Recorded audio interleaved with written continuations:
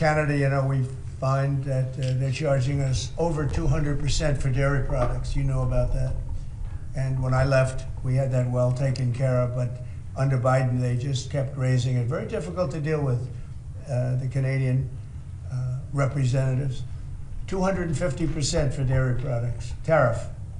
So where do you hear that? You don't hear that. They have a tremendously high tariff. Give you the exact numbers in a little while coming out, on lumber. So they sell us lumber. They have a tremendous tariff. They make it impossible for us to sell lumber or dairy products into Canada, but our numbers are a tiny fraction of that, almost non-existent. And what we're doing is freeing up our forests from the environmental nonsense that they put on them, where you can't cut down a tree. And we have to cut down trees in order to build the firewalls. And those trees are sold, but we're freeing it up on an emergency basis because Canada has been ripping us off for years on tariffs for lumber and for dairy products. 250%, nobody ever talks about that. 250% tariff, which is taking advantage of our farmers, so that's not gonna happen anymore. They'll be met with the exact same tariff unless they drop it. And that's what reciprocal means. And we may do it as early as today, or we'll wait till Monday or Tuesday.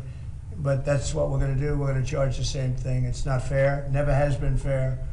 And they've treated our farmers badly. Look, our country's been ripped off by everybody. That stops now. I had it stopped in my first term. And we're going to really stop it now because this has been very unfair. Our country, from an economic standpoint, and financial standpoint, and a trade standpoint, has been absolutely ripped off by almost every country in the world. Canada, Mexico, and then you just go right down the line. India charges us massive tariffs, massive. You can't even sell anything into India. It's almost restrictive. It is restrictive. You know, we do very little business inside. They've agreed, by the way, they want to cut their tariffs way down now because somebody's finally exposing them for what they've done. And same thing with China, same thing with a lot of other countries. And the EU has been a terrible abuser of this country. I mean, the EU was formulated in order to take advantage of the United States, and they have taken it, but they're not taking advantage when I'm in charge. So sometimes you'll hear some negative things. It's always from outside countries. America will be very strong. And you know, if I'm a foreign country, they're going to do fine, but they can't do like they used to do because we're going to bring back our business into this country.